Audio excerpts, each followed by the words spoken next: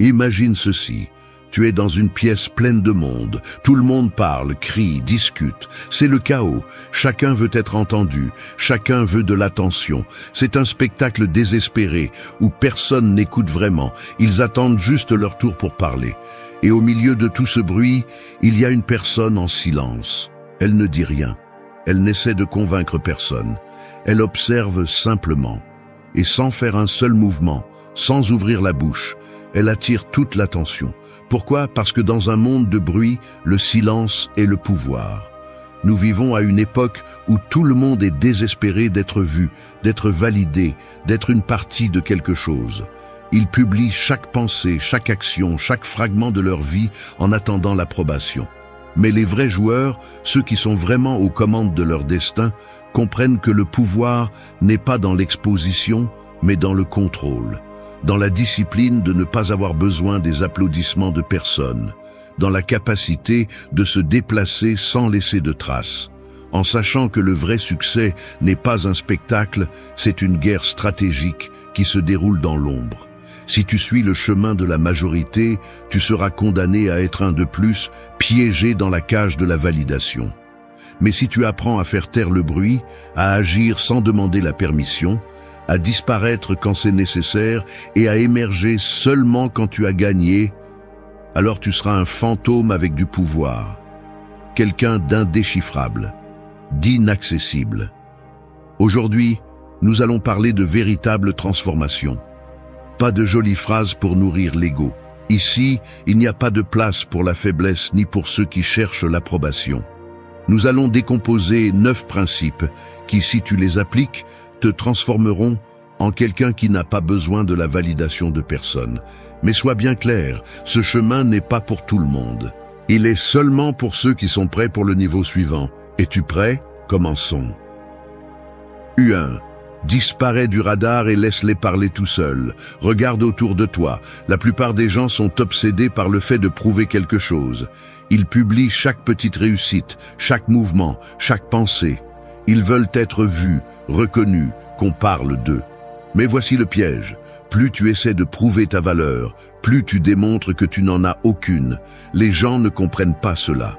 Ils pensent que si ils ne racontent pas ce qu'ils font, leur effort ne vaut rien. Ils pensent que si personne ne les voit travailler, alors ils ne progressent pas. Mais la réalité est différente. Les vrais joueurs disparaissent du radar. Ils n'annoncent pas ce qu'ils vont faire. Ils ne cherchent pas de validation avant d'agir. Alors que les autres sont occupés à parler, ils sont en train de construire. Alors que les autres cherchent la reconnaissance, ils accumulent le pouvoir en silence. Pense aux stratèges les plus réussis de l'histoire. Les vrais leaders, ceux qui tiraient des ficelles, n'étaient pas au centre de la scène. Ils gouvernaient depuis l'ombre. Ils savaient que la discrétion est une arme. Pendant que le reste se distrait avec le bruit, tu avances sans être détecté. Et voici la partie clé. Les gens parleront de toi, avec ou sans ta permission.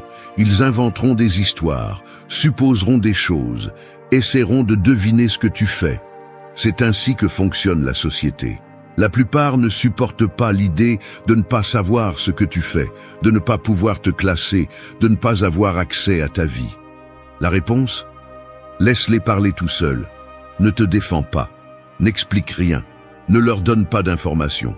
Ne joue pas le jeu des faibles, qui est de crier pour être entendu. Au lieu de cela, joue le jeu de ceux qui ont vraiment du pouvoir, le jeu du silence.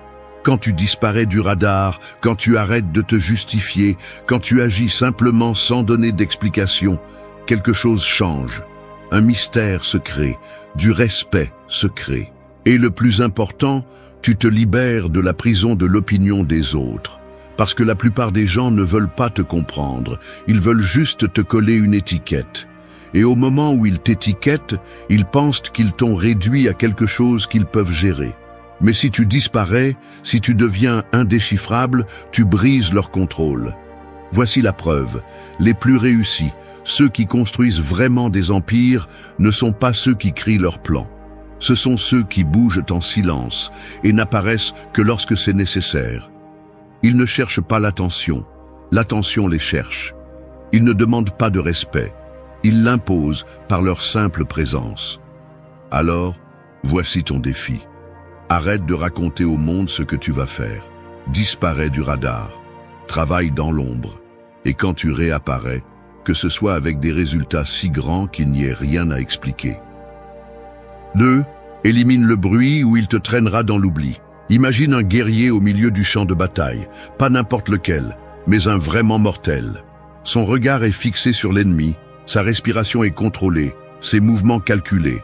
Mais maintenant, imagine que, juste avant l'attaque, il se laisse distraire par le murmure de la foule, par les voix de ceux qui observent depuis les gradins.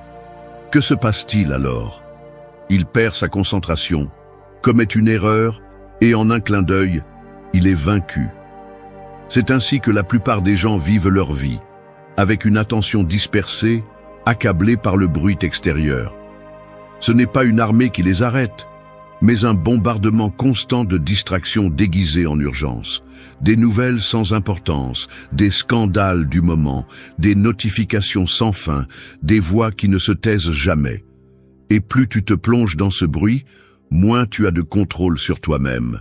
La distraction est un ennemi silencieux, un tueur déguisé en divertissement. Il ne te vole pas tout d'un coup, mais te ronge petit à petit. D'abord tu perds des minutes, puis des heures, puis des années entières à consommer des informations qui ne construisent rien. Et quand tu t'en rends compte, la vie a passé et tu es toujours exactement là où tu étais, pris dans un réseau de stimuli qui t'empêchent d'avancer. Les stoïciens l'ont bien compris. Ils savaient que l'esprit doit être protégé avec la même férocité qu'un guerrier protège sa forteresse. Marc Aurèle ne se souciait pas de ce que disait la foule. Sénèque mettait en garde contre le piège de s'entourer de bruit inutile. Épictète enseignait que la véritable liberté commence quand tu décides ce qui mérite ton attention. Il ne s'agit pas seulement de ce que tu consommes, mais de ce que tu permets de façonner ta pensée. Le monde moderne est conçu pour te maintenir distrait. Tout est fait pour capter ton attention. Des algorithmes qui prédisent ce qui te fera rester collé à l'écran, aux nouvelles conçues pour générer l'indignation et la peur. Ce n'est pas un hasard s'il est de plus en plus difficile de se concentrer, si de plus en plus de personnes sont incapables d'être seules avec leurs pensées. Mais voici la différence entre ceux qui construisent et ceux qui se perdent dans le bruit. Les premiers blindent leur esprit, les seconds le laissent ouvert à toute invasion. Fermer la porte au bruit ne signifie pas ignorer le monde. Cela signifie choisir avec une précision chirurgicale ce qui mérite ton attention et ce qui ne le mérite pas. Cela signifie devenir immunisé contre la manipulation, résistant à la distraction, maître absolu de ta concentration. Celui qui ne contrôle pas ce qui entre dans son esprit est esclave de ce que les autres décident qu'il pense. Mais celui qui fait taire le bruit et aiguise sa concentration devient une force irrésistible. 3. Joue dans l'ombre. Personne ne doit voir tes mouvements. Le loup ne prévient pas quand il va chasser. Il n'envoie pas de signaux, ne fait pas de bruit, ne laisse pas de traces. Il agit simplement. Il se déplace en silence, observe, planifie et attaque au moment précis. Pendant ce temps, les animaux faibles font le contraire. Ils crient, courent en cercle, alertent tout le monde de leur présence, gaspillent de l'énergie en essayant d'attirer l'attention. Et à la fin, ce sont les premiers à tomber. C'est ainsi que fonctionne la vie. Ceux qui font du bruit alertent leurs ennemis, exposent leur vulnérabilité, ouvrent la porte à l'envie, à la critique et à l'interférence. Ceux qui se déplacent dans l'ombre, en revanche, sont ceux qui construisent vraiment quelque chose de solide. Parce que le pouvoir n'est pas dans ce que tu montres, mais dans ce que tu caches. Chaque fois que tu annonces tes plans, tu donnes de l'information. Chaque fois que tu te vantes de ce que tu fais, tu deviens une cible facile. Les gens ne veulent pas toujours te voir gagner. Beaucoup attendent simplement le moment précis pour te mettre des bâtons dans les roues, pour te voler ton idée, pour pointer la moindre erreur et l'utiliser contre toi.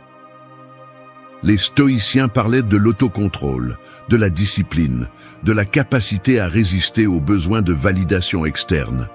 Mais cela va plus loin. Ce n'est pas seulement une question d'ego, c'est une question de stratégie. Ne donne à personne le plaisir de savoir sur quoi tu travailles. Ne donne pas au monde l'accès à ton processus. N'explique pas tes mouvements jusqu'à ce qu'il soit trop tard pour que quelqu'un puisse faire quelque chose. Regarde l'histoire. Les plus grands empires n'ont pas été construits avec des déclarations publiques, mais avec des décisions silencieuses, avec des mouvements que personne n'a vu venir. Napoléon, Alexandre le Grand, Jules César, aucun d'eux n'annonçait leur stratégie. Ils agissaient d'abord, parlaient ensuite. Et quand le reste du monde l'apprenait, il était déjà trop tard. Applique la même chose dans ta vie. Tu n'as pas besoin de dire à tout le monde ce que tu fais, ce que tu apprends, ce que tu prévois. Travaille en silence. Progresse dans l'obscurité. Construis sans avoir besoin d'approbation. Et quand viendra le moment de montrer les résultats, fais-le d'une manière qui ne laisse pas de place au retour en arrière. Parce que pendant que les autres sont occupés à parler, à donner leur avis, à spéculer, tu accumuleras du pouvoir dans l'ombre. Et quand tu décideras enfin d'apparaître, il n'y aura rien qu'ils pourront faire à ce sujet. 4. Brise le sort de l'approbation et libère-toi. Depuis ta naissance, le monde te programme pour chercher l'approbation. D'abord, c'est le sourire de tes parents quand tu fais quelque chose de bien. Ensuite, ce sont les notes à l'école, l'acceptation des amis, la validation de la société. Avant que tu t'en rendes compte, tu es devenu un esclave de l'opinion des autres, un animal dressé qui mesure sa valeur en fonction de ce que les autres pensent. Mais voici la vérité brutale. L'approbation externe est une drogue. Et comme toute drogue, elle crée une dépendance. Elle te maintient piégé dans un cycle où chaque action est conditionnée par la peur du rejet ou le besoin de reconnaissance. Elle te rend faible. Elle te rend prévisible. Elle te vole la seule chose qui compte vraiment, la liberté d'être qui tu es, sans avoir besoin de permission. Regarde autour de toi. La plupart des gens vivent enchaînés à cette illusion. Ils s'habillent, parlent, pensent et agissent en fonction de ce que les autres considèrent comme acceptable. Ils évitent de prendre des risques par peur de la critique. Ils publient chaque aspect de leur vie à la recherche de validation. Ils sont les marionnettes d'une société qui les récompense pour leur conformité et les punit pour leur différence. Et ceux qui réussissent vraiment dans la vie, ils font le contraire. Ils détruisent le besoin d'approbation. Ils ne cherchent pas à plaire à tout le monde. Ils ne craignent pas la désapprobation parce qu'ils comprennent qu'elle ne signifie rien. Ils ne vivent pas pour être compris. Ils vivent pour faire ce qui doit être fait. Le monde appartient à ceux qui ne demandent pas la permission d'être, à ceux qui osent agir sans avoir besoin d'une tape sur l'épaule, à ceux qui comprennent que le rejet n'est pas un signe qu'ils font quelque chose de mal, mais une preuve qu'ils sortent du troupeau. Briser le sort de l'approbation est un acte de guerre. C'est défier tout ce qu'on t'a enseigné. C'est choisir d'être fidèle à toi-même plutôt que de te conformer. C'est accepter que certains te détesteront, que d'autres ne te comprendront pas et que cela n'a aucune importance. Alors, voici le défi. Fais quelque chose sans chercher la reconnaissance. Prends une décision sans l'expliquer. Apprends à bouger sans demander la permission, parce que le jour où tu arrêteras de vivre pour l'approbation des autres, tu seras intouchable. Et ceux qui espéraient autrefois que tu chercherais leur validation verront avec peur que tu n'en as plus besoin. 5. Arrête de mendier des applaudissements, ton succès n'a pas besoin de témoins. Le véritable succès ne se mesure pas en applaudissements, il n'a pas besoin de spectateurs, il ne dépend pas de la validation de quelqu'un. Mais dans ce monde programmé pour l'exhibition, la plupart pensent le contraire. Ils croient que si personne ne les voit faire des efforts, leurs efforts ne valent rien. Ils pensent que s'ils ne publient pas chaque réalisation, ils n'ont rien accompli. Ils pensent que leur grandeur dépend de la reconnaissance de quelqu'un d'autre. Cette mentalité est un poison. C'est ce qui transforme les hommes en mendiants d'attention, en prisonniers du regard des autres. Ils ne travaillent pas pour eux-mêmes, ils travaillent pour la réaction des autres. Ils ne cherchent pas à s'améliorer, ils cherchent à être applaudis. Ils ne construisent pas en silence, ils ont besoin que quelqu'un les regarde pendant qu'ils le font. Et ainsi, sans s'en rendre compte, leur motivation cesse d'être interne et devient un spectacle conçu pour l'approbation des autres. Le problème est que l'applaudissement est volatile. Aujourd'hui, on te célèbre. Demain, on t'ignore. Aujourd'hui, tu es tendance. Demain, tu es oublié. Si tu bases ton succès sur la validation externe, il ne sera jamais à toi. Il ne sera jamais suffisant. Tu seras toujours en attente de confirmation, que quelqu'un le voie, que quelqu'un te dise que tu as réussi. Et ce n'est pas une vie de pouvoir, c'est une vie de dépendance. Marc Aurèle le comprenait mieux que quiconque. Il dirigeait l'empire le plus puissant du monde, mais il écrivait ses pensées seulement pour lui. Il ne cherchait pas la reconnaissance, il cherchait la clarté. Le véritable succès n'a pas besoin de témoins parce qu'il ne s'agit pas d'être vu, il s'agit d'être. Il ne s'agit pas de prouver, il s'agit de construire. Il ne s'agit pas de combien de personnes te reconnaissent, mais de combien de contrôle tu as sur toi-même et sur ton destin. Les vrais joueurs opèrent à un autre niveau. Ils ne cherchent pas les ovations parce qu'ils comprennent qu'ils n'en ont pas besoin. Leurs victoires sont privées, leurs triomphes sont personnels, leur satisfaction ne dépend pas de la réaction des autres. S'ils accomplissent quelque chose, ils ne le crient pas, ils en profitent. S'ils avancent, ils ne demandent pas qu'on le célèbre. Ils continuent simplement à avancer. Alors, arrête de mendier des applaudissements. Arrête de chercher la reconnaissance. Arrête de t'inquiéter de savoir si les autres voient ou non ce que tu fais. Parce qu'à la fin de la journée, le seul qui compte vraiment dans cette équation, c'est toi. 6. Éteins le monde, la seule voix qui compte est la tienne. Imagine un miroir couvert de poussière. Pendant des années, chaque personne qui passe laisse une marque, une trace de saleté. À la fin, le reflet est si flou que tu ne peux plus voir ce qui se trouve derrière. C'est ainsi que fonctionne ton esprit lorsqu'il est saturé de voix étrangères.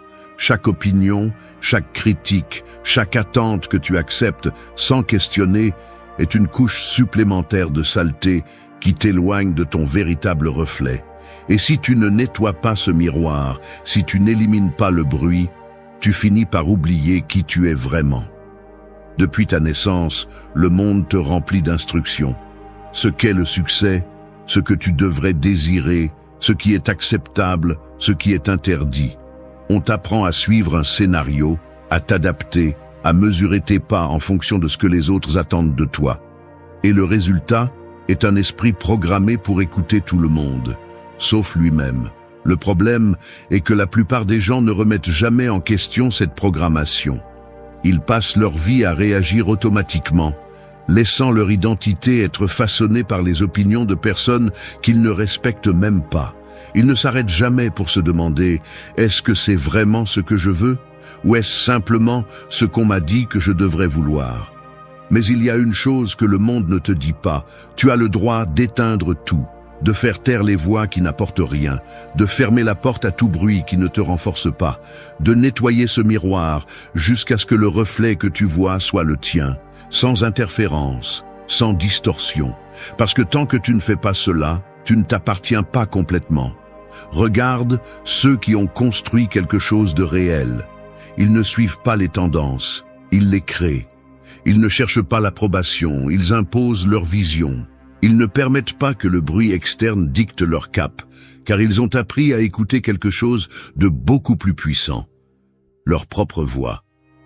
Éteindre le monde ne signifie pas être ignorant. Cela signifie être sélectif. Cela signifie décider avec une précision chirurgicale ce qui mérite ton attention et ce qui ne le mérite pas.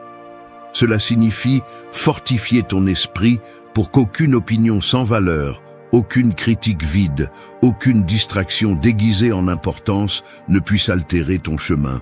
Le jour où tu y parviendras, tu ressentiras quelque chose que la plupart des gens n'expérimentent jamais, la liberté mentale. Tu ne dépendras pas de la validation. Tu ne douteras pas à chaque pas. Tu n'auras pas besoin de l'approbation de quiconque pour avancer, et à ce moment-là, tu te rendras compte de quelque chose. La seule voix qui comptait vraiment a toujours été la tienne. 7. Sors du cirque numérique. Personne ne mérite un accès total à toi. Les réseaux sociaux ont transformé la vie en spectacle. Tout le monde crie, tout le monde donne son avis, tout le monde se bat pour attirer l'attention. Ce qui était autrefois un outil est maintenant une prison. Le cirque numérique ne te connecte pas, il t'expose. Il ne te rend pas plus libre, il te rend plus dépendant. Et le pire, c'est que la plupart des gens ne s'en rendent même pas compte. Avant, la valeur d'une personne se mesurait à ce qu'elle construisait, à ce qu'elle savait, à ce qu'elle faisait dans la réalité. Aujourd'hui, elle se mesure en chiffres sur un écran. Abonnés, réactions, vues. Un mirage d'importance qui disparaît en quelques secondes. Un système qui entraîne ton cerveau à chercher constamment la validation, à tout montrer, à partager même ce qui devrait être sacré. Mais voici le piège. Plus tu partages, plus tu perds le contrôle. Chaque photo, chaque pensée, chaque fragment de ta vie que tu livres au monde devient une arme que d'autres peuvent utiliser contre toi. Chaque fois que tu montres ta routine, tes plans, tes émotions, tu laisses des indices. Tu ouvres la porte pour que d'autres donnent leur avis, critiquent, manipulent. Tu deviens vulnérable sans t'en rendre compte. Il ne s'agit pas de se cacher, il s'agit de comprendre le jeu. Tu penses que tu publies de ton propre gré, mais en réalité, tout est conçu pour te faire partager davantage, pour te rendre dépendant de l'approbation numérique. Chaque like déclenche de la dopamine dans ton cerveau. Chaque commentaire positif renforce ton besoin de continuer à t'exposer.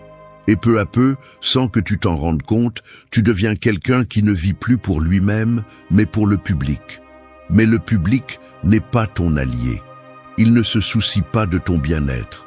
Il ne se soucie pas de savoir si ce que tu partages est réel ou si tu le fais seulement sous la pression de t'intégrer. Le public consomme et oublie. Il applaudit aujourd'hui et attaque demain. Rien de ce que tu fais ne sera suffisant.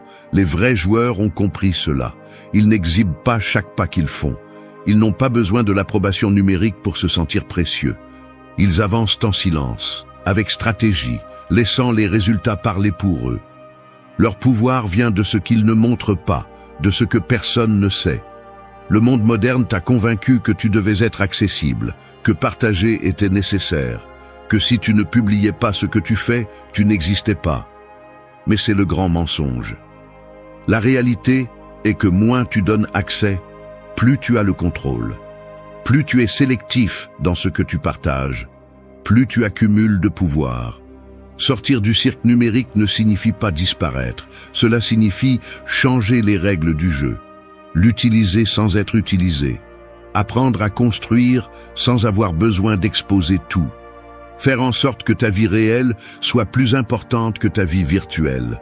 Pense aux personnes réellement influentes. Les plus puissants ne sont pas les plus visibles. Ce sont ceux qui n'apparaissent que lorsque c'est nécessaire, ceux qui construisent dans l'ombre, ceux qui ne gaspillent pas leur temps dans le théâtre numérique, parce qu'ils comprennent que le véritable pouvoir ne réside pas dans l'exposition, mais dans le contrôle. Fais l'expérience. Disparais pendant un moment. Publie moins. Garde pour toi tes réussites, tes progrès, tes moments importants. Observe comment la perception change. Tu verras que lorsque l'accès est limité, la curiosité augmente. Lorsque tu arrêtes de donner des explications, les autres arrêtent d'attendre des réponses. Lorsque tu réduis le bruit, ta présence devient plus forte. Quelque chose d'intéressant se produit lorsque tu élimines l'excès d'exposition. Les autres commencent à se demander ce que tu fais, à imaginer ce que tu pourrais être en train de faire, à supposer que si tu ne le dis pas, c'est parce que quelque chose d'important se passe. Et ce mystère, cette incertitude, est un outil plus puissant que n'importe quel nombre de publications quotidiennes. Parce que l'inconnu est toujours plus intriguant que ce qui est trop montré. Mais le plus important de tout est ce qui se passe en toi. Lorsque tu arrêtes de tout partager, tu reprends le contrôle de ta vie. Tu arrêtes de jouer pour un public et tu commences à jouer pour toi-même. Ta motivation devient interne, tu n'as plus besoin de la validation d'un écran. Et à ce moment-là, ton focus se précise, ton énergie se concentre et ta mentalité change complètement. Sortir du cirque numérique ne signifie pas se déconnecter du monde. Cela signifie utiliser les outils sans se laisser utiliser. Cela signifie être un stratège, pas un participant de plus au spectacle. Cela signifie savoir quand parler et quand garder le silence. 8. Fais du temps ton esclave ou tu seras son prisonnier. Imagine un homme avec des chaînes aux poignets. Il n'est pas dans une cellule, il n'y a pas de barreau ni de gardien, mais il est un prisonnier, non pas parce que quelqu'un l'a enfermé, mais parce qu'il a lui-même remis ses clés. Il est un esclave du temps, il court d'un côté à l'autre, toujours occupé, toujours courant, mais jamais avançant. Il vit en mode réactif, éteignant des incendies, suivant un horaire qu'il n'a pas conçu, pris dans un cycle d'épuisement infini. Cet homme pourrait être n'importe qui. Tu pourrais être toi. Parce que si tu ne prends pas le contrôle absolu de ton temps, quelqu'un d'autre le fera pour toi. Le problème est que la plupart ne se rendent même pas compte de cela. Ils confondent être occupés avec être productif.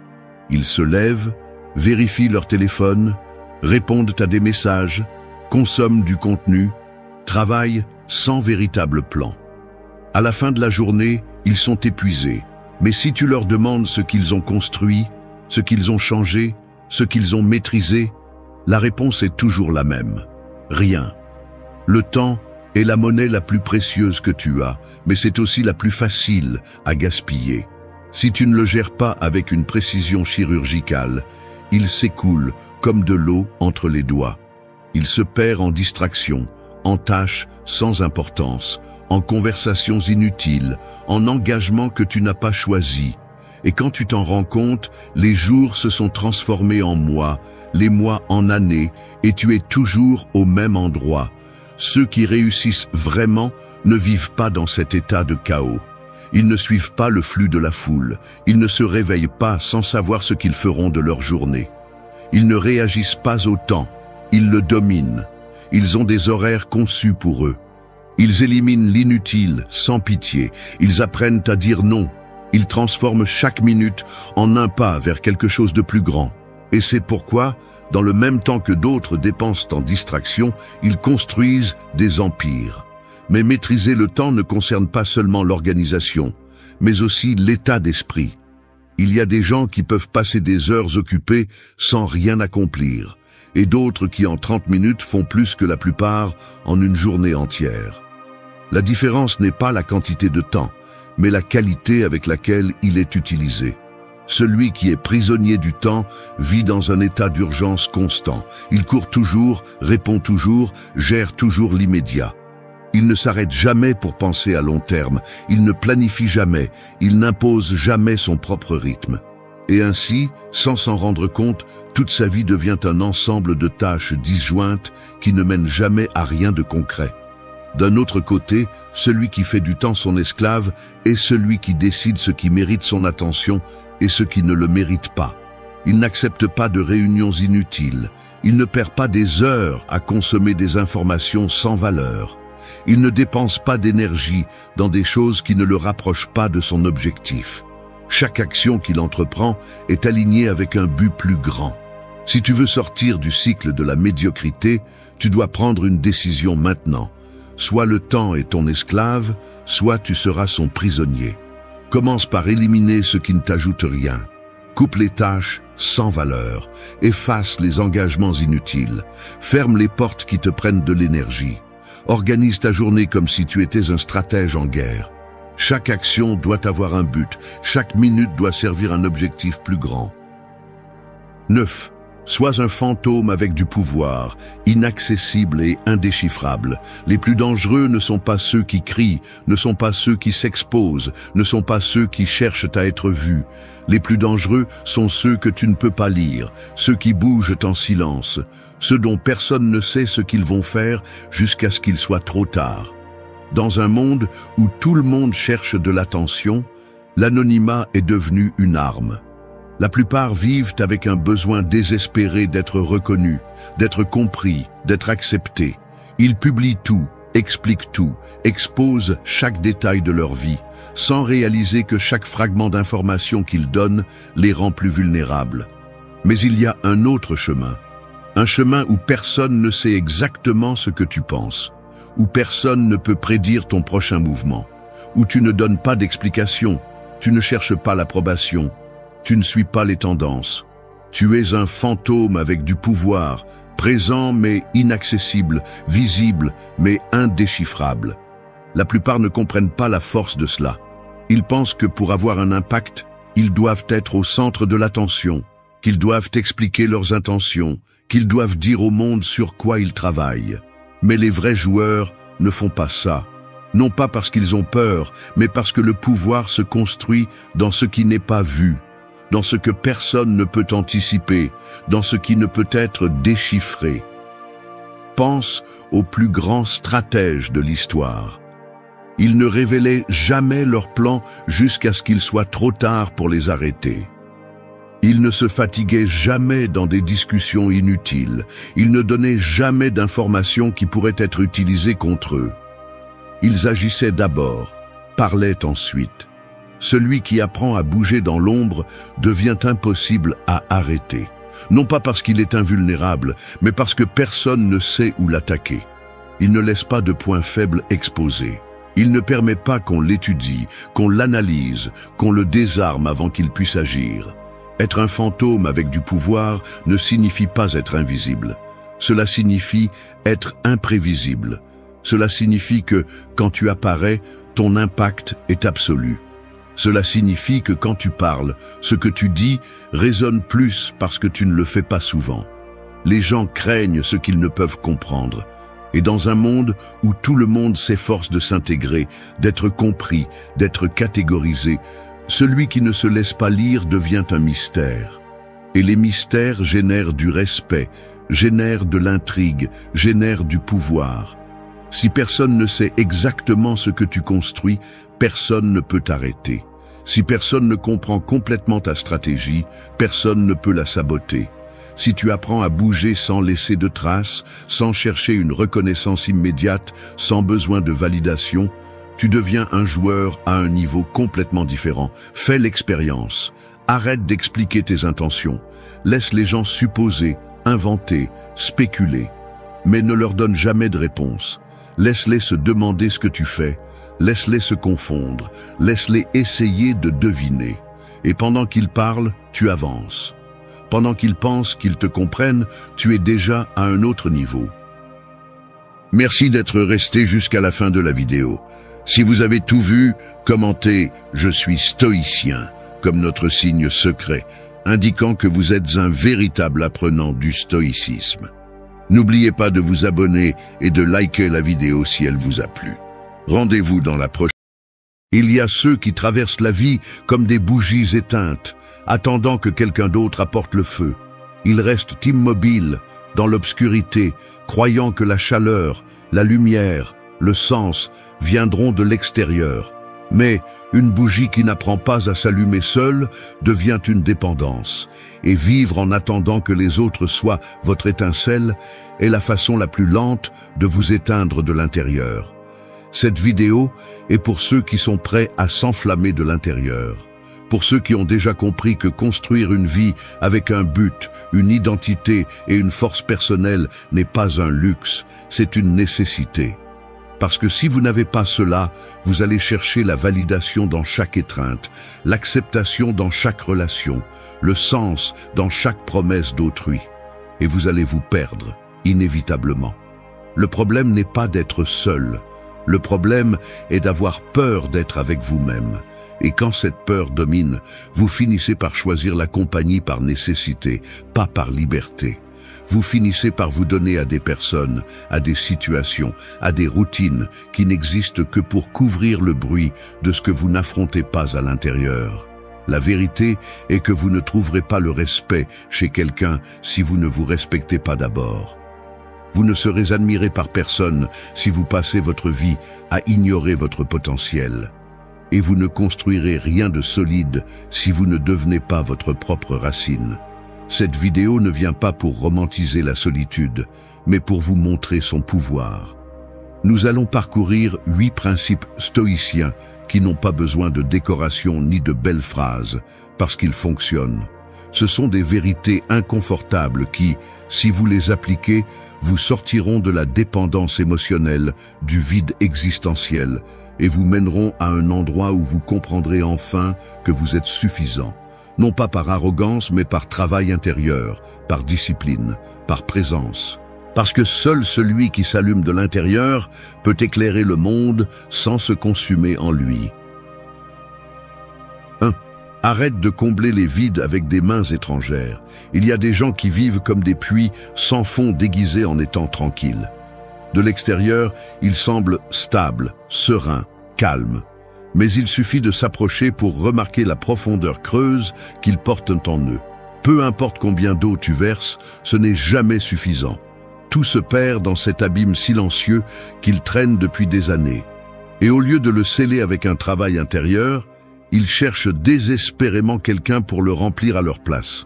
Quand tu ne te connais pas, quand tu ne t'es pas confronté à toi-même en solitude, tu finis par t'engager dans des relations par nécessité, pas par plénitude. Tu te lies à quelqu'un non pas parce que tu le choisis clairement, mais parce que tu as besoin de sentir que tu as de la valeur, que tu comptes, que tu n'es pas seul. Et c'est là que commence la dépendance émotionnelle, l'obsession déguisée en amour, la peur que l'autre parte parce qu'avec lui part aussi ton sens. Il est facile de tomber dans ce jeu lorsque la société te dit que le fait d'être en couple est un objectif.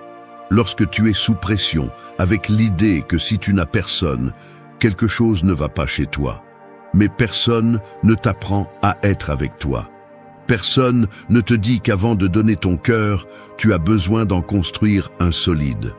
Le stoïcisme ne parle pas d'amour romantique comme nous le comprenons aujourd'hui, mais il énonce une vérité claire. Tu ne peux pas contrôler les autres, seulement toi-même. Et si tu n'as pas de contrôle sur tes pensées, tes émotions, tes impulsions, tu vas vivre en fonction de ce que les autres font ou ne font pas pour te sentir bien. C'est de l'esclavage émotionnel. Un que tu choisis chaque fois que tu mets ton bien-être entre les mains des autres. Parce que combler ton vide avec l'attention des autres peut te calmer pendant un moment, mais cela ne te guérira jamais. C'est un soulagement momentané, comme un analgésique émotionnel. Mais quand il part, la douleur revient et tu cherches à nouveau un autre visage, une autre voix, un autre câlin pour couvrir ce que toi-même ne veux pas regarder. La sortie est de prendre en charge, d'arrêter de chercher le salut à l'extérieur et de commencer à construire une solidité à l'intérieur. Être seul n'est pas une condamnation, c'est une opportunité. Une pour te connaître, pour t'entraîner, pour te relever sans l'aide de personne. Non pas pour te fermer à l'amour, mais pour ne pas en dépendre. Quand tu combles ton vide avec un but, quand tu te disciplines, quand tu te respectes, tu deviens quelqu'un qui n'a pas besoin de compagnie pour se sentir complet, mais qui peut partager sa vie à partir de l'abondance. Tu ne te lis plus pour être sauvé, tu te lis pour grandir, pour ajouter, pour avancer ensemble. Si tu ne lâches pas le besoin que quelqu'un te comble, tu vas vivre lié à des relations qui ne te servent pas. Tu vas accepter des miettes, tu vas rester là où il n'y a plus de respect. Et tout cela parce que tu n'as pas appris à te soutenir seul. Mais tu peux changer cela. Tu peux arrêter le cycle. Tu peux regarder à l'intérieur et commencer à construire la version de toi qui n'a pas besoin de remplir sa vie avec ce qui vient de l'extérieur. Ce ne sera pas facile. Tu vas te sentir mal à l'aise. Tu vas avoir mal. Mais après, quand tu arriveras à être en paix avec toi-même, tout va changer. Parce que de là, l'amour que tu donneras sera réel. Et ce que tu recevras cessera d'être un besoin pour devenir un choix. 2. Transforme le silence en ta force. Il y a des gens qui vivent comme des tambours vides, qui ne font du bruit que lorsque quelqu'un les frappe. Ils ne savent pas être en silence. Ils ne supportent pas le calme. Ils sont terrifiés par l'absence de voix. Ils ont besoin que quelque chose sonne, que quelque chose bouge, que quelque chose distrait. Parce que si tout s'éteint, ils se retrouvent avec la seule chose qu'ils ne veulent pas affronter, eux-mêmes. Le silence n'est pas l'ennemi.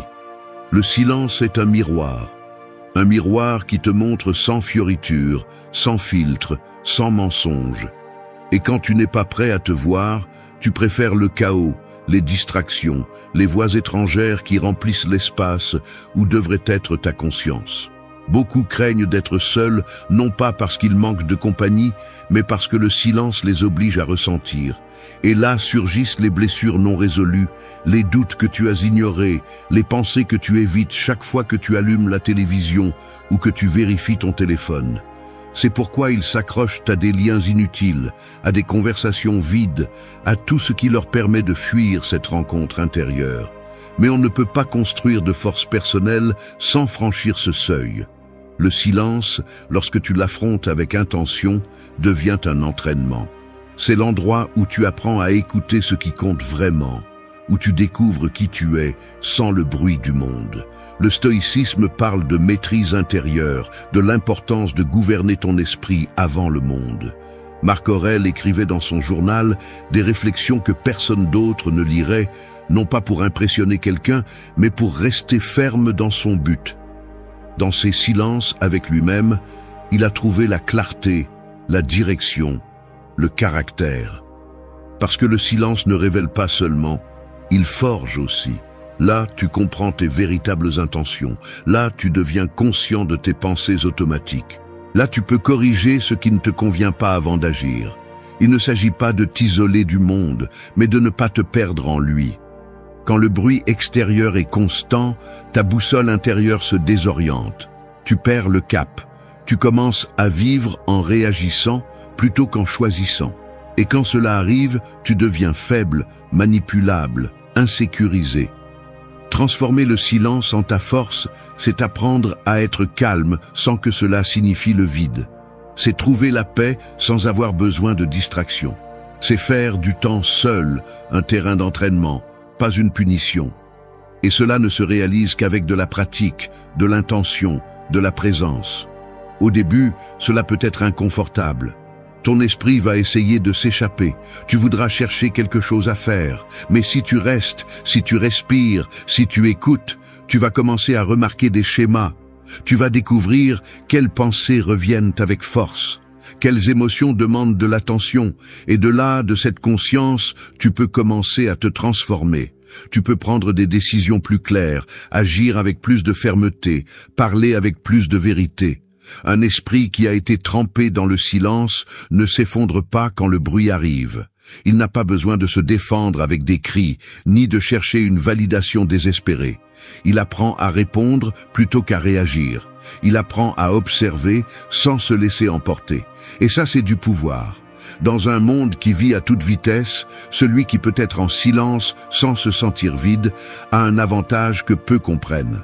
Parce que de cet espace naît la véritable clarté, la véritable force, la véritable identité.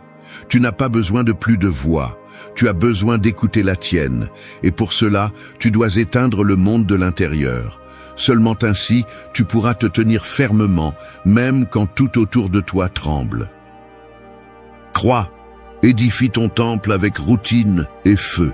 Un guerrier ne forge pas son épée en plein combat. Il la prépare bien avant, avec du feu, avec des coups, avec de la discipline. C'est ainsi que fonctionne également le caractère. Il ne se construit pas lorsque tu es déjà au fond du trou. Il se construit tous les jours, dans la routine que tu choisis, dans les habitudes que tu répètes, dans les décisions que tu prends, même si personne ne te regarde. Attendre que la force apparaisse lorsque tu ne l'as jamais entraînée est comme attendre qu'une maison te protège lorsque tu n'as érigé que des murs en carton. La plupart des gens veulent avoir un contrôle émotionnel, une clarté mentale, une sécurité personnelle, mais ne sont pas prêts à faire le travail que cela nécessite. Et ce travail n'est ni grandiose, ni spectaculaire. Il est silencieux, il est répétitif, il est inconfortable. Se lever tôt quand tu n'en as pas envie, respecter tes engagements même si tu es fatigué, manger ce qui nourrit plutôt que ce qui remplit seulement, réfléchir avant de parler, t'arrêter avant de réagir, c'est la base. Sans cela, tu n'as rien de solide à offrir, ni à toi-même, ni à personne d'autre. Le stoïcisme ne parle pas de motivation, il parle de vertu. Et la vertu se cultive par l'habitude, non par l'impulsion. Épictète disait que tu ne peux pas espérer être un athlète sans t'être entraîné, sans avoir transpiré, sans avoir résisté. Il en va de même pour la vie. Tu veux avoir la paix, la force et la direction, mais tu vis en improvisant. Tu veux du respect, mais tu ne respectes pas tes propres horaires, ton corps, ta parole. Tu veux de la confiance, mais tu ne fais rien pour la construire.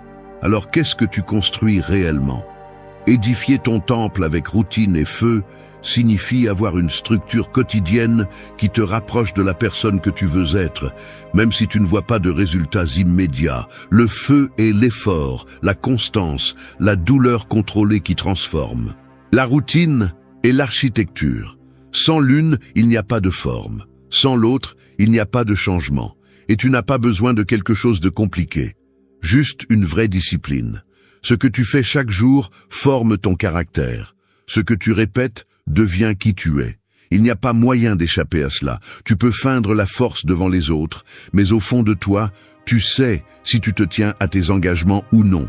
Une vie avec un but ne s'improvise pas. Elle se conçoit, elle s'entraîne, elle se protège. Si tu ne mets pas de l'ordre dans tes journées te filent entre les doigts. Si tu ne crées pas une routine solide, n'importe quelle émotion te balaye.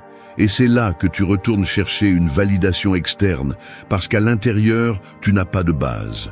Alors tu répètes le même schéma, relations vides, distractions, auto-sabotage. Tout cela parce que tu n'as pas eu la patience de construire ce dont tu as réellement besoin. Il est plus facile de se plaindre, il est plus confortable d'attendre des miracles. Mais cela ne mène nulle part. La seule chose qui fonctionne est la répétition consciente. Être ton propre entraîneur, être ton propre architecte, être ton propre feu. Tu n'as pas besoin que quelqu'un te discipline. Ce dont tu as besoin, c'est de te respecter suffisamment pour transformer ta routine en un acte d'amour propre. Chaque matin est une opportunité pour t'édifier. Chaque décision, une pierre. Chaque sacrifice, une soudure. Et lorsque ton temple sera solide, tu remarqueras quelque chose de puissant. Tu ne cherches plus refuge chez les autres. Tu deviens ton propre refuge. 4. Ferme la porte au bruit qui affaiblit. Tout ce qui entre par tes oreilles ne mérite pas de rester dans ton esprit. Il y a des mots qui sont comme des termites, petits, presque imperceptibles, mais capables de détruire de l'intérieur si tu leur donnes de l'espace. Et c'est ce que font les opinions vides, les critiques destructrices, les commentaires déguisés en conseils qui cherchent seulement à t'éteindre. Si tu n'apprends pas à fermer la porte à ce bruit, tu finiras par vivre selon les voies des autres et non selon ta propre vérité. Le monde est plein de bruit. Réseaux sociaux, actualités, comparaisons, jugements, conseils non sollicités. Tout pousse, tout exige, tout crie. Et si tu n'es pas en contrôle, tu absorbes tout cela sans filtre. Tu commences à croire que tu n'es pas assez, que tu es en retard, que tu es mal parce que tu ne rentres pas dans le moule. Mais le problème n'est pas toi. Le problème est que tu n'as jamais appris à sélectionner ce que tu permets d'entrer. Tu as grandi en n'écoutant plus les autres que ta propre voix. Tu as appris à douter de toi chaque fois que quelqu'un levait un sourcil. On t'a conditionné à vivre en fonction de ce que les autres pensent et cela te rend faible. Cela te vole de l'énergie. Cela te retire du pouvoir. Le stoïcisme est brutalement clair sur ce point. Tu ne peux pas contrôler ce que les autres disent, mais tu peux décider quel poids tu leur donnes. Marc Aurèle disait que si quelque chose d'extérieur te blesse, ce n'est pas la chose en soi, mais ton jugement sur elle.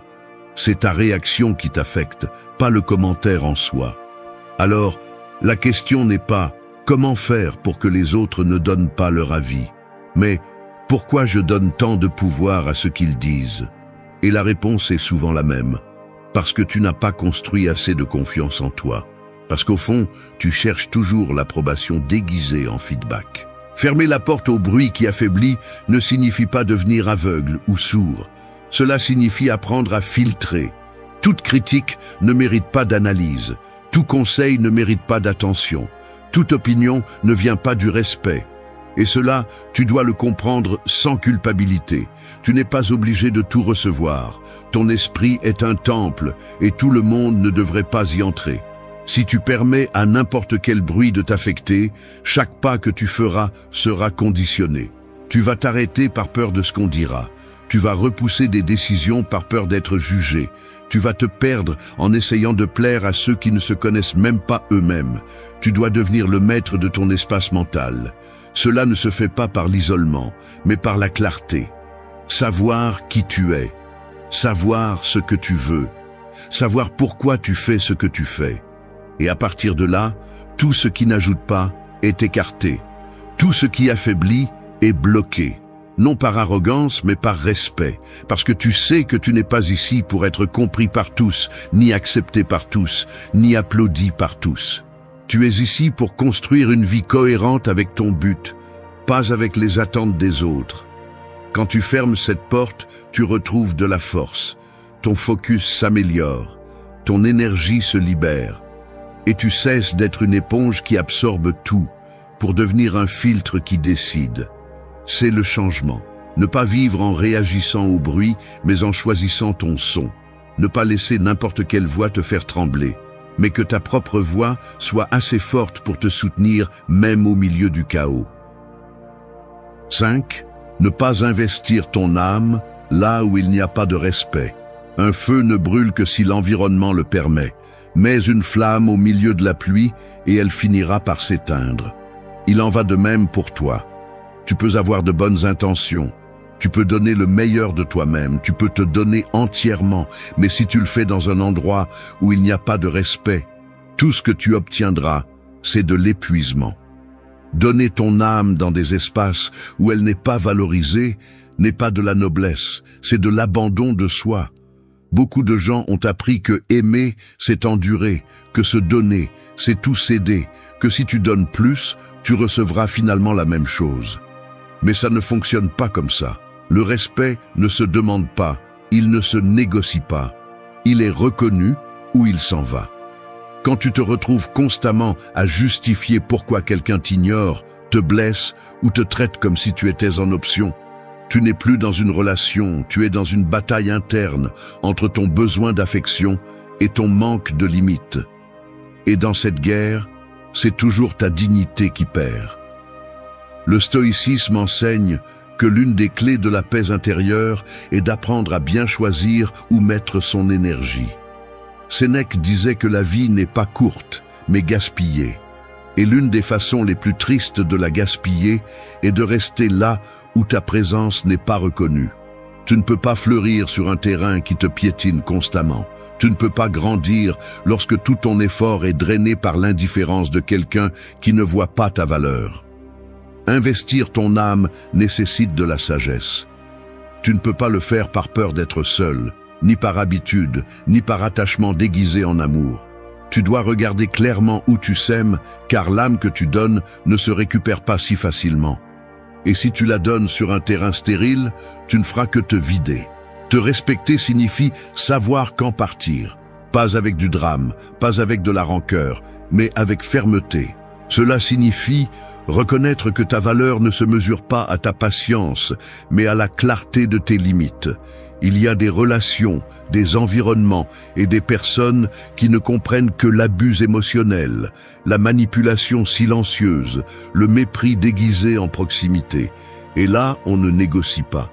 On ferme la porte, parce que si tu ne le fais pas, tu deviens complice de ta propre détérioration. La vie est déjà assez complexe pour porter des liens qui te pèsent plus qu'ils ne t'apportent. Tu ne peux pas éclairer quelqu'un qui insiste pour vivre dans l'obscurité. Tu ne peux pas construire quelque chose de solide avec quelqu'un qui démolit constamment ce que tu fais. Ce n'est pas de l'égoïsme de te prioriser. C'est de l'intelligence émotionnelle, c'est de la survie, c'est de la clarté. Lorsque tu choisis de ne pas investir ton âme dans des lieux sans respect, tu arrêtes de mendier, tu arrêtes de perdre ton temps. Tu romps avec l'idée que tu mérites de souffrir pour mériter quelque chose, parce que ce n'est pas ton travail de convaincre quelqu'un de ta valeur. Ton travail est d'incarner cette valeur chaque jour. Et si quelqu'un ne la voit pas, ce n'est simplement pas ta place. Tu mérites des espaces où tu peux respirer, pas où tu dois justifier ta présence. Tu mérites des connexions qui te stimulent, pas qui t'affaiblissent. Et surtout, tu mérites d'être là où tu n'as pas à sacrifier ta paix pour te sentir aimé. 6. Plante des racines avant d'offrir de l'ombre. Un arbre qui n'a pas pris de racines profondes ne peut pas soutenir sa propre cime. Il peut sembler fort pendant un certain temps, il peut donner de l'ombre par moments, mais il suffit d'un vent fort pour le renverser. C'est ce qui arrive à ceux qui essaient de donner de l'amour, de la protection ou de la stabilité, alors qu'ils n'ont même pas appris à se soutenir eux-mêmes. Ils veulent être un refuge pour les autres sans avoir d'abord construit leur propre base. Et ils finissent par se vider, vaciller, se briser de l'intérieur sans que personne ne le remarque. Nous vivons dans une culture qui applaudit ceux qui se donnent entièrement, ceux qui sont toujours là pour tout le monde, ceux qui s'oublient pour aider les autres. Mais personne ne vous dit que tenter de soutenir les autres sans vous être d'abord construit ne fait que vous mener à l'effondrement. Parce que si vous n'avez pas de racines, si vous n'avez pas renforcé votre identité, votre but, votre vision de la vie, tout ce que vous donnez sera instable. Ce n'est pas de l'égoïsme de prioriser votre croissance avant de donner. C'est une nécessité. Vous ne pouvez être un véritable soutien que lorsque vous êtes solide. Vous ne pouvez inspirer que lorsque vous êtes en paix. Vous ne pouvez partager que ce que vous avez déjà cultivé. Le stoïcisme insiste sur l'importance de la maîtrise de soi avant de prétendre changer le monde. Vous ne pouvez pas offrir de clarté lorsque votre esprit est en désordre. Vous ne pouvez pas parler de force si vous vivez en vous brisant de l'intérieur pour maintenir la façade. Vous ne pouvez pas guider les autres si vous êtes vous-même perdu. Sénèque enseignait que celui qui prend soin de lui-même prend soin de l'humanité. Parce que tout véritable acte d'amour commence par le respect de soi.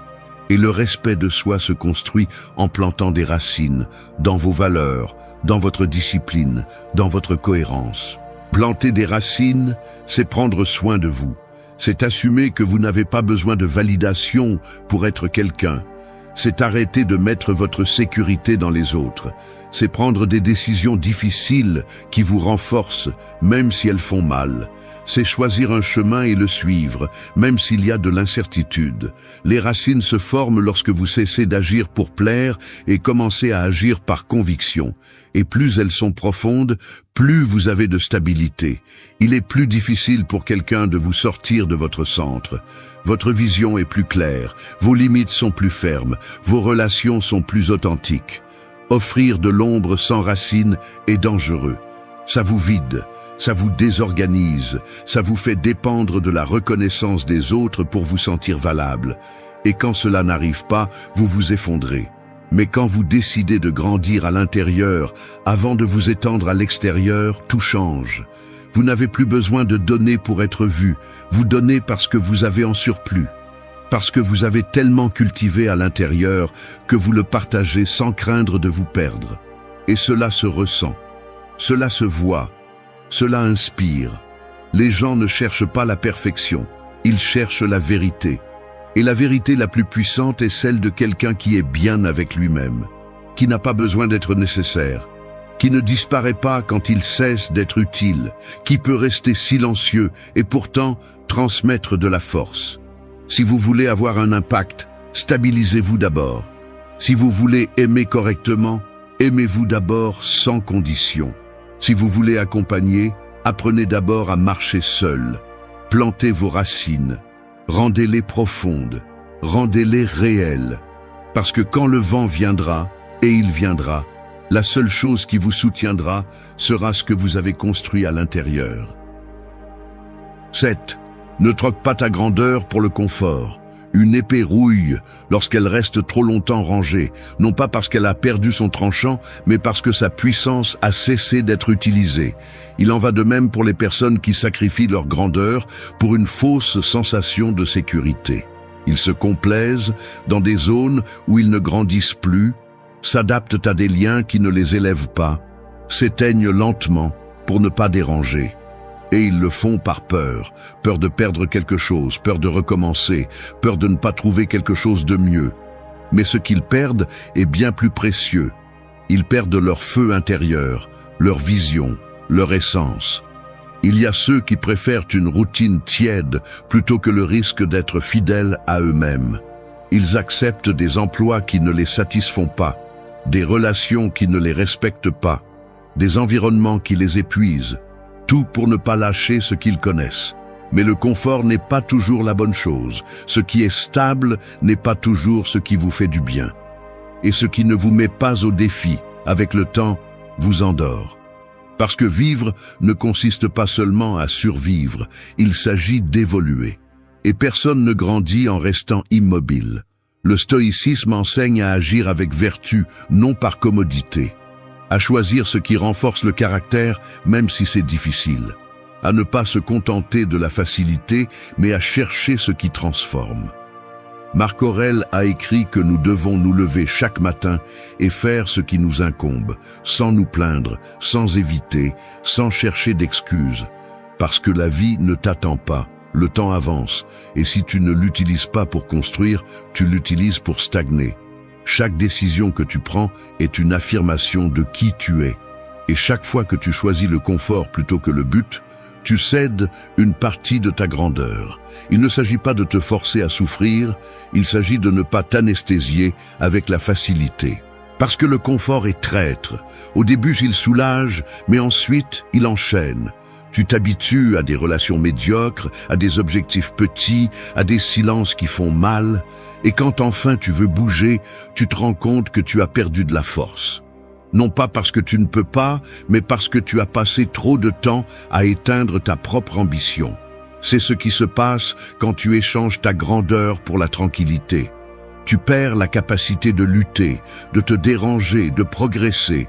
Tu deviens spectateur de ta propre vie, mais tu peux rompre avec ça. Tu peux te déranger par décision. Tu peux sortir de ce qui ne te représente plus. Tu peux déranger les autres avec ta croissance, si cela signifie être à nouveau fidèle à toi-même. Ta grandeur réside dans ce que tu fais quand personne ne t'applaudit, dans ce que tu choisis quand personne ne te voit, dans ce que tu exiges, même si tu pourrais te contenter. Tu n'as pas à rester là où tu ne peux pas t'étendre. Tu n'as pas à justifier ta paralysie. Si tu sens que quelque chose s'éteint en toi, écoute-le. Ne le tais pas avec le confort. Ne le couvre pas avec des routines vides. Ton âme sait quand tu vas à l'encontre de ta vérité. Rappelle-toi que la facilité est addictive, mais ne laisse pas de traces. Ce qui laisse une trace, c'est ce qui te demande, ce qui te met à l'épreuve, ce qui t'oblige à briser ton moule. Ta grandeur n'est pas dans le confort, elle est dans la bataille, dans ce moment où tu choisis le chemin difficile, non pas parce qu'il est compliqué, mais parce qu'il est le bon. Ne change pas ce que tu es pour l'illusion de stabilité. Parce que quand tu vis petit pour plaire ou pour ne pas bouger le sol, tu finis par trahir tout ce que tu aurais pu être. 8. Que chaque aube soit une déclaration de guerre à la stagnation. Un champ fertile abandonné se remplit de mauvaises herbes, non pas parce qu'il manque de potentiel, mais parce que personne ne le cultive.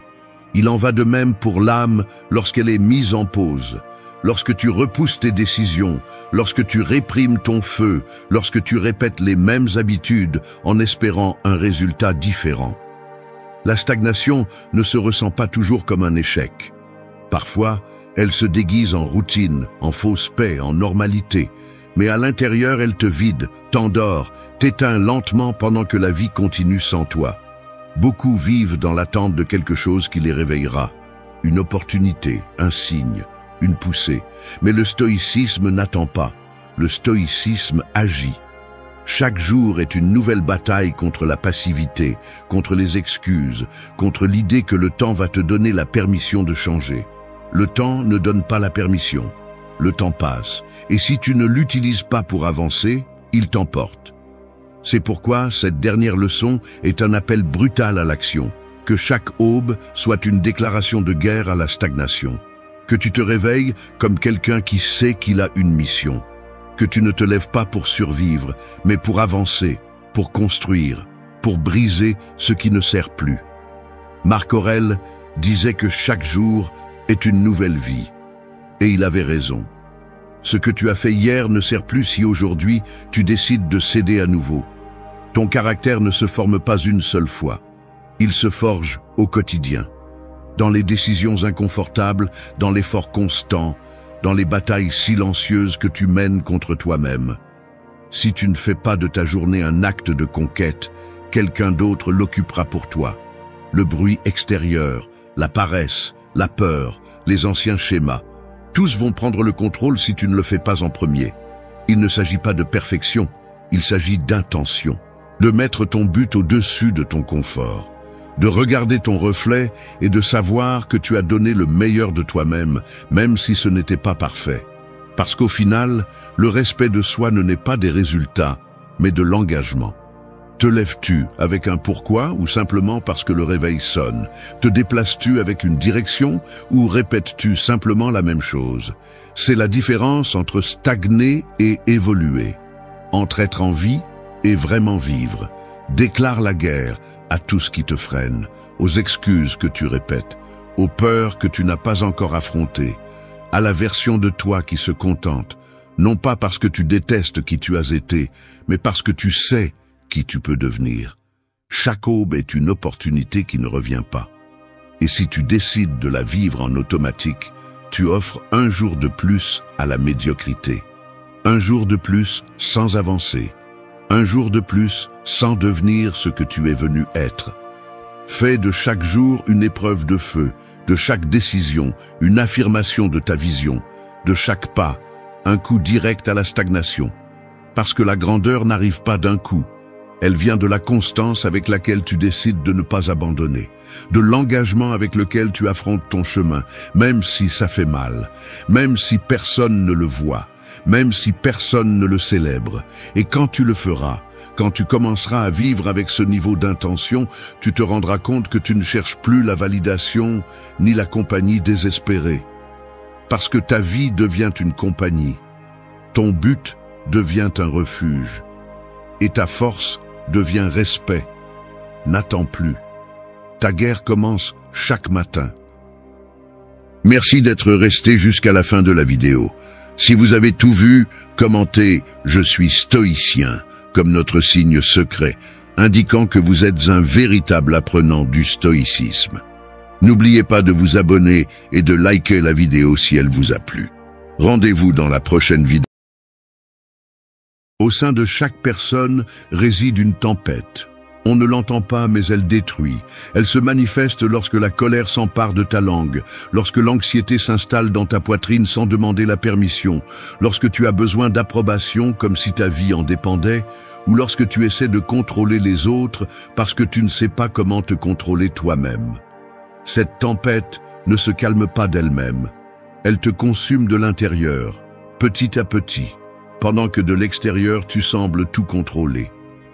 Beaucoup se résignent à vivre ainsi, pris au piège dans leur propre esprit, réagissant plutôt que choisissant, survivant plutôt que prenant le contrôle.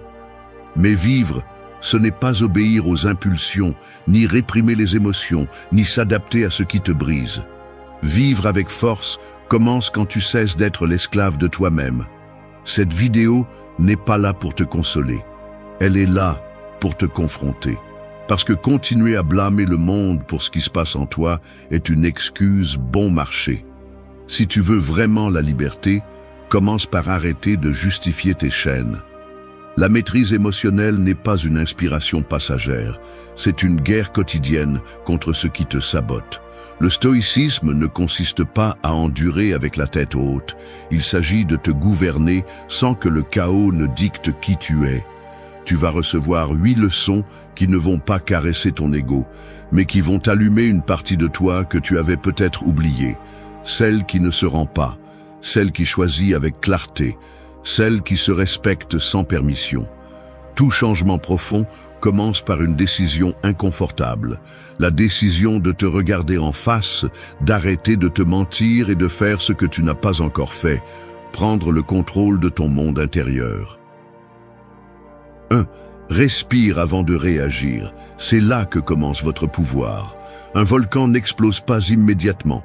D'abord, il tremble, il se secoue de l'intérieur, il gronde en silence, il accumule de la pression. Et si personne ne l'arrête, il dévaste tout sur son passage. Nous sommes pareils quand nous ne respirons pas avant de réagir. Nous pensons que nous explosions parce que nous ne pouvons plus supporter. Mais la vérité est que nous explosions parce que nous n'avons jamais appris à observer ce que nous ressentons avant d'agir.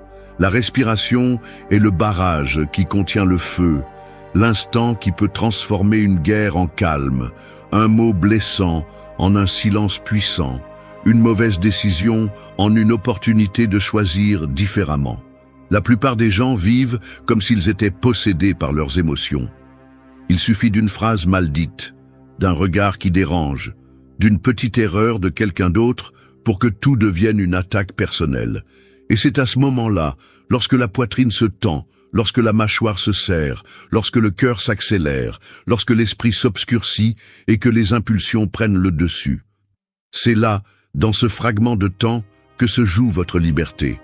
Si vous ne respirez pas, vous réagissez. Si vous ne respirez pas, vous donnez le contrôle à une émotion qui ne dure pas plus de quelques minutes, mais dont les conséquences peuvent marquer des années. Respirer avant d'agir n'est pas un acte de faiblesse, c'est un acte de pouvoir. Parce que celui qui respire, pense. Et celui qui pense, choisit.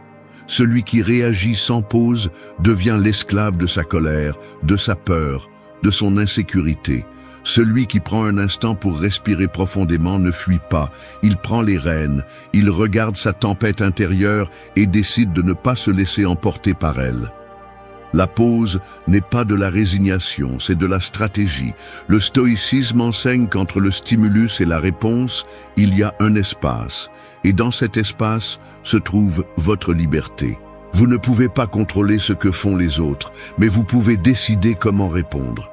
Vous ne pouvez pas empêcher le monde de vous provoquer, mais vous pouvez empêcher que ces provocations définissent qui vous êtes. Et tout commence par quelque chose d'aussi basique que respirer. Cela semble insignifiant, mais respirer vous ramène au présent.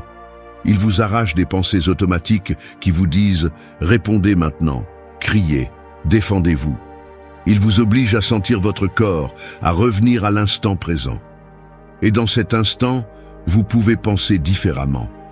Vous pouvez vous rappeler vos valeurs, votre objectif, ce qui compte vraiment.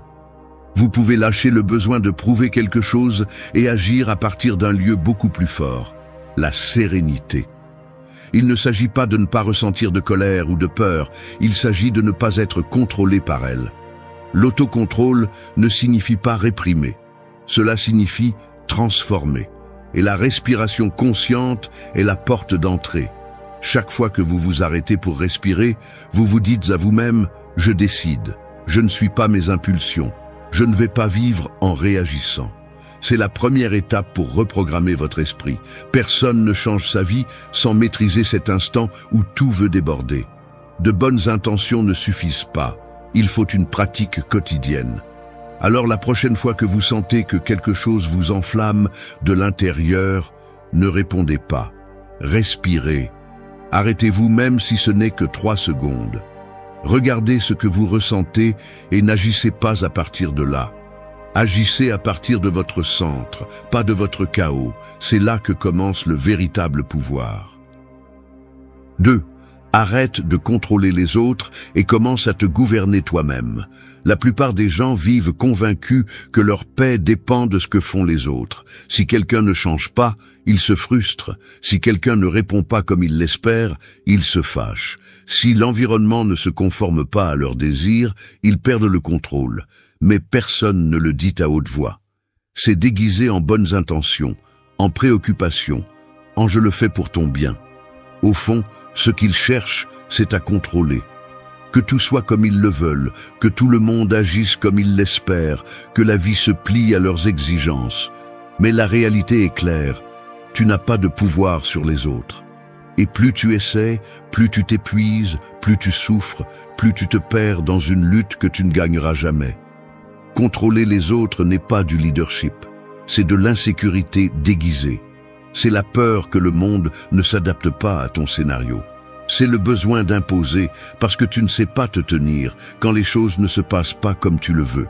Celui qui a besoin de contrôler est gouverné par la peur. Et tant que cette peur continuera à commander, il n'y aura pas de paix, seulement de l'anxiété, de la frustration et de la colère accumulée.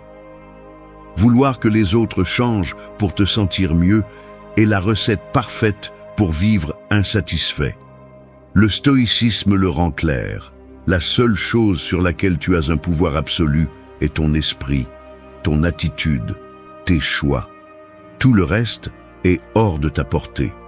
Le véritable contrôle commence lorsque tu arrêtes de regarder à l'extérieur et que tu te tournes vers toi-même.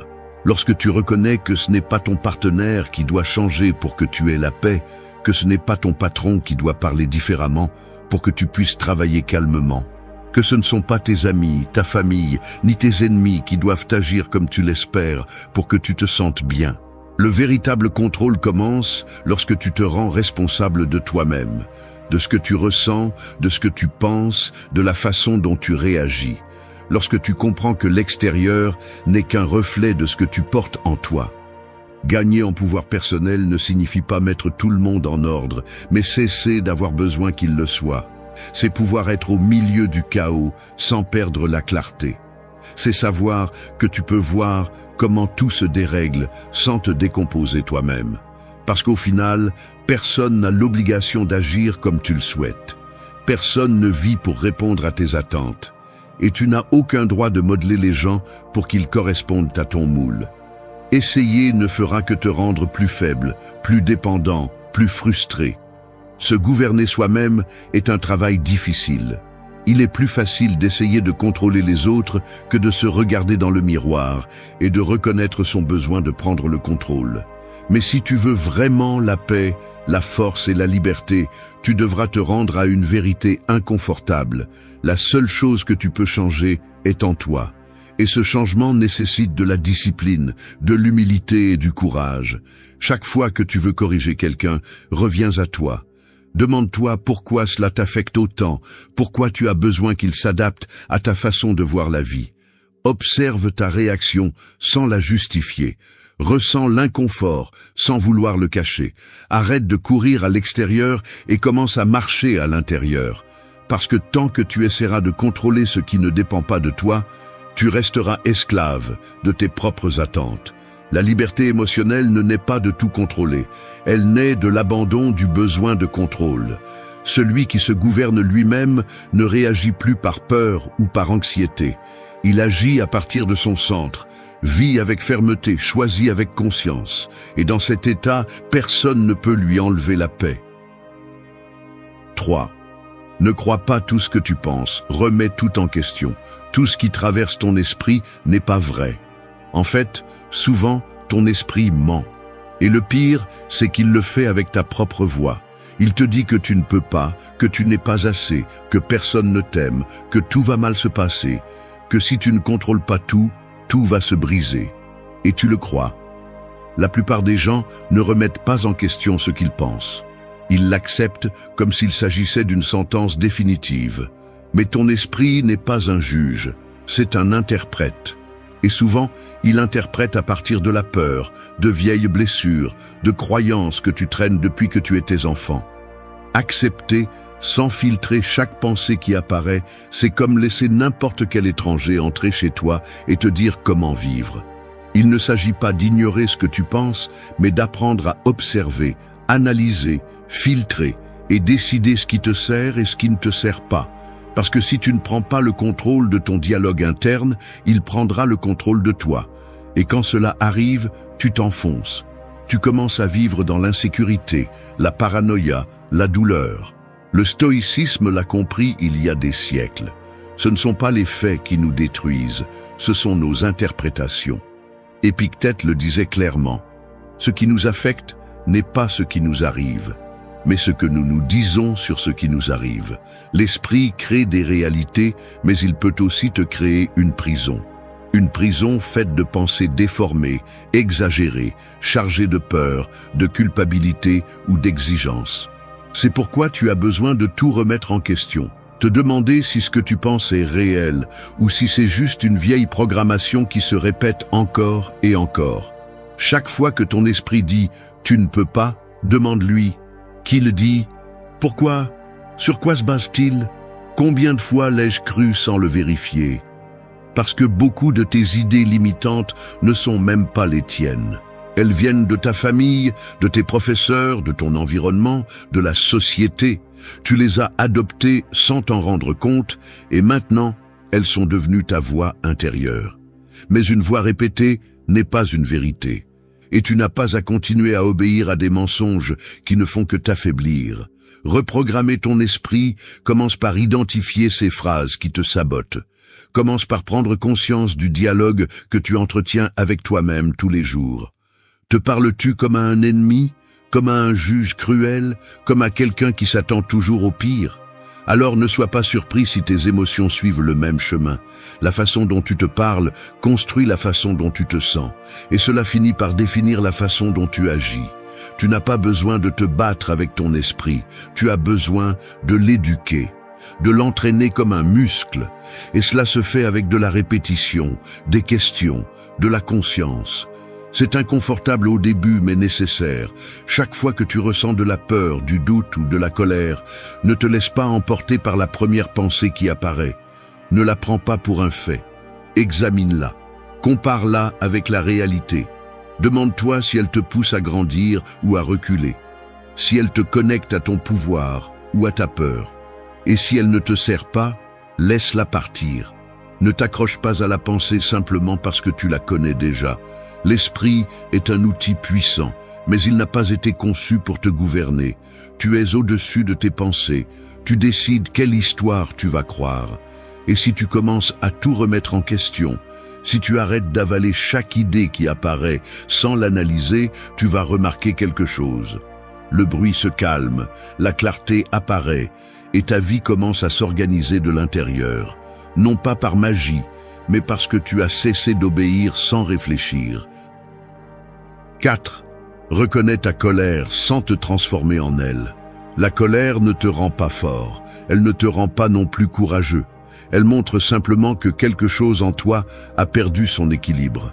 Peu importe combien d'excuses tu donnes, peu importe si tu dis que tu as été mis en colère, que tu ne pouvais plus supporter ou que tu avais raison d'exploser. La vérité est que, lorsque la colère te domine, tu n'es plus le maître. Ce sont tes blessures, tes frustrations, ton ego blessé qui commandent. Et si tu n'apprends pas à la reconnaître sans te laisser posséder par elle, tu continueras à faire du mal aux autres et à te détruire toi-même en silence. Accepter que tu ressens de la colère ne te rend pas faible.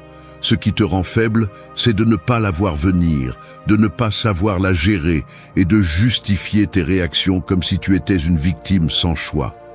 Il y a de la colère qui vient de la peur, de la colère qui vient de la douleur, de la colère qui vient de l'orgueil, et si tu ne la reconnais pas, tu deviens cela. Quelqu'un qui crie pour ne pas pleurer, qui offense pour ne pas se sentir vulnérable, qui blesse pour ne pas se voir blessé. La colère mal gérée n'est pas une force, c'est un cri désespéré de quelqu'un qui ne sait pas quoi faire de ce qu'il ressent. Le stoïcisme enseigne que les émotions ne doivent pas être niées, mais elles ne doivent pas non plus te gouverner. Ressentir de la colère n'est pas le problème. Le problème est de réagir à partir d'elle comme si c'était la seule vérité. Lorsque tu t'identifies à ta colère, tu cesses de penser clairement. Tu perds la perspective. Tu t'enfonces dans une vision déformée où tout semble être une menace et tout le monde semble être un ennemi. La colère devient un filtre qui déforme la réalité. Et à partir de là, on ne prend pas de décision. On commet des erreurs. Maîtriser la colère ne signifie pas la réprimer. Cela signifie la regarder en face, comprendre d'où elle vient et agir sans te laisser emporter. Cela signifie te donner de l'espace avant de parler. Garder le silence quand tout en toi veut exploser. Quitter la scène si tu sais que tu vas dire quelque chose que tu regretteras plus tard. La vraie force est dans la pause, dans celui qui peut sentir le feu mais ne se brûle pas avec lui, dans celui qui sait qu'il a une limite et la respecte parce qu'il connaît les conséquences de ne pas le faire. Personne ne gagne en discutant avec colère. Personne ne construit le respect en criant. Personne ne se fait valoir par l'humiliation. Le véritable respect se construit à partir du contrôle, de la capacité à regarder l'autre avec fermeté, sans perdre les pédales, de la clarté de savoir qui tu es, même quand on te provoque, Et cela n'est possible que lorsque tu sépares ton identité de ton émotion. Tu n'es pas ta colère, tu es celui qui décide quoi en faire. Si tu es toujours à un commentaire de l'explosion, tu n'as pas le contrôle, tu es en mode automatique. Et vivre ainsi, c'est être à la merci de n'importe qui. N'importe qui peut appuyer sur ton bouton, n'importe qui peut faire ressortir le pire de toi. Ce n'est pas la liberté, c'est la dépendance émotionnelle. C'est pourquoi tu as besoin d'observer ta colère sans agir à partir d'elle. La ressentir, oui. Écouter ce qu'elle veut te dire aussi, mais sans permettre qu'elle te transforme en quelqu'un que tu ne peux pas soutenir par la suite. La colère peut être un signal. Quelque chose en toi a besoin d'attention, quelque chose n'a pas guéri ou quelque chose doit être dit. Mais une chose est d'exprimer et une autre très différente est de détruire. Celui qui se justifie en disant « je suis comme ça » renonce au pouvoir de se transformer. Et si tu n'apprends pas à maîtriser cette partie de toi, cette partie te traînera à perdre ce que tu apprécies le plus. Alors, la prochaine fois que tu la sens monter, ne fuis pas, ne la nie pas, mais ne te transforme pas non plus en elle. Respire, observe, reconnais, et ensuite décide. Parce que tu n'es pas venu au monde pour être l'esclave d'une émotion, mais pour la transformer en un canal pour ton véritable pouvoir. 5. Prends soin de ton énergie comme si elle était sacrée. Tu es épuisé non pas à cause de ce que tu fais, mais à cause de tout ce que tu permets. Parce qu'il ne s'agit pas seulement du nombre d'heures que tu travailles ou du nombre de responsabilités que tu portes, mais du nombre de personnes et de situations que tu laisses entrer sans filtre. La plupart se plaignent de fatigue, sans comprendre que leur énergie ne s'échappe pas à cause de l'effort, mais à cause du manque de limites.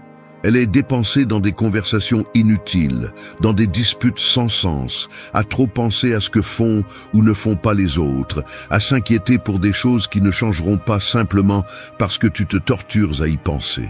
Et cette fuite constante te laisse vide, irrité, confus et sans motivation pour ce qui compte vraiment. Il ne s'agit pas d'être froid, égoïste ou distant. Il s'agit de reconnaître que ton énergie n'est pas infinie. Elle est limitée. Et chaque décision que tu prends, chaque personne que tu écoutes, chaque environnement dans lequel tu restes, nourrit ou draine cette énergie. Le problème est que beaucoup vivent comme s'ils étaient une batterie éternelle, offrant leur attention à tout ce qui bouge, portant les problèmes de tout le monde, disant oui par peur de déranger, étant disponibles pour tout le monde, sauf pour eux-mêmes. Le stoïcisme l'a bien compris. Tu ne peux pas contrôler le monde, mais tu peux choisir sur quoi tu te concentres. Ce que tu nourris grandit, et ce que tu répètes devient ton état habituel. Si chaque jour tu es entouré de plaintes, de gens qui drainent, d'environnements qui t'éteignent, ton esprit s'adapte à cela et ton corps en souffre. Mais si tu apprends à protéger ton espace intérieur, à dire non sans te sentir coupable, à couper ce qui n'apporte rien, alors tu retrouves de la force. Parce que prendre soin de ton énergie n'est pas un luxe, c'est une nécessité. Et celui qui n'apprend pas à le faire finit par payer le prix avec sa santé mentale, émotionnelle et même physique. Arrête d'être disponible pour tout. Tu n'as pas à répondre à chaque message immédiatement. Tu n'as pas à accepter chaque invitation. Tu n'as pas à résoudre les problèmes de tout le monde. Ton énergie est à toi et tu as le droit de la protéger comme tu le ferais avec ce que tu possèdes de plus précieux. Parce que c'est ce que c'est. Ton attention, ton calme, ta clarté sont des biens sacrés. Et tout le monde ne mérite pas d'y avoir accès. Les gens qui ne respectent pas tes limites ont l'habitude de les franchir parce que tu ne les as jamais établies. Commence par faire un nettoyage. Regarde honnêtement quelles personnes t'ajoutent et lesquelles t'éteignent, quelles routines t'élèvent et lesquelles te tirent vers le bas. Quelles pensées répètes-tu qui te font te sentir plus fort et lesquelles te font douter de toi? Et quand tu vois tout clairement, commence à prendre des décisions inconfortables.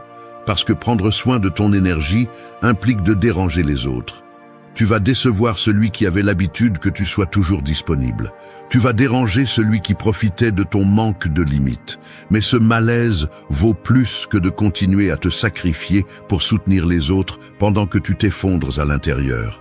Il ne s'agit pas de t'isoler du monde, il s'agit de choisir intelligemment, de savoir que chaque fois que tu dis oui à quelque chose que tu ne veux pas, tu dis non à toi-même, de comprendre que ta paix a un prix et celui qui n'est pas prêt à le payer ne mérite pas de rester. Parce qu'à la fin de la journée, ton énergie est la base de tout.